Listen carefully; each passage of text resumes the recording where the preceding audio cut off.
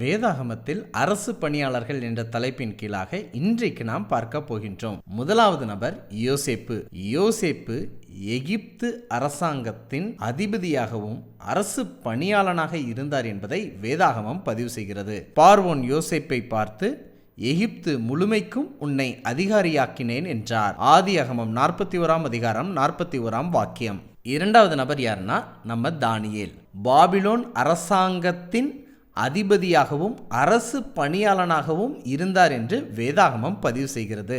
Nebuchadnezzar தானியேலை Babylon மாகாணத்துக்கு முழுவதுக்கும் அதிபதியாக நியமித்தான். தானியேல் 2 அதிகாரம் 48 வாக்கியம். அடுத்ததா நீங்க பாத்தீங்கன்னா நெகேமியா ராஜாவுக்கு பானத்தை பரிமாறக்கூடிய பானபாத்திர வேலையை செய்தார் என்பதை நெகேமியா 1 அதிகாரம் பதிவு செய்கிறது.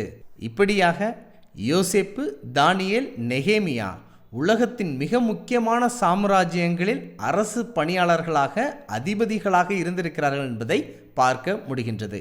இதிலிருந்து நம்ம கற்றுக்கொள்ளக்கூடிய ஆவிக்குரிய பாடம் என்னவென்றால், தானியேல் பாபிலோன் அரசாங்கத்தின் அதிபதியாகவும் அரசு பணியாளனாகவும் இருந்தபோது தான் வாழ வேண்டும், தான் உயர வேண்டும் என்று சிந்திக்காமல் தன்னுடைய நண்பர்களுடைய வாழ்வும் உயர்த்தப்பட வேண்டும் என்று ஷாத்ராக், மேஷாக், ஆபேத்நேகோ என்பவர்களையும் பாபிலோனின் முக்கிய காரியங்களை விசாரிக்கும் விசாரிப்புக்காரர்களாக ஏற்படுத்தினார் என்பதை பார்க்க முடிகின்றது.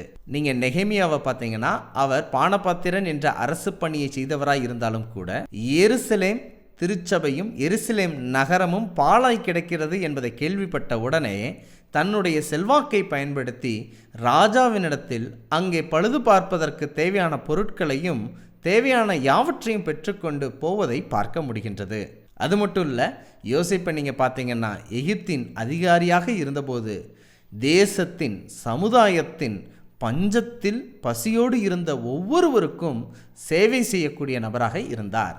நாமும் அரசு பணியில் இடம்பெறும்போது, அரசின் அதிகாரத்தில் இருக்கும்போது நம் வாழ்வு முன்னேற வேண்டும், நம் பிள்ளைகளின் வாழ்வு மட்டும் முன்னேற வேண்டும் என்று யோசிக்காமல் நம் உற்றார் உறவினர் நண்பர்களின் வாழ்வு உயர வேண்டும் என்று தானியேலை போன்று நம்முடைய திருச்சபைக்கு தேவையான உதவிகளை நம் செல்வாக்கின் மூலமாக பெற்றுத்தரக்கூடிய நெகேமியாவை போன்று இந்த தேசத்தின் வளர்ச்சிக்கு நம்முடைய பங்களிப்பு இருக்கும்படியாக யோசேப்பை போன்று இருப்போமாக.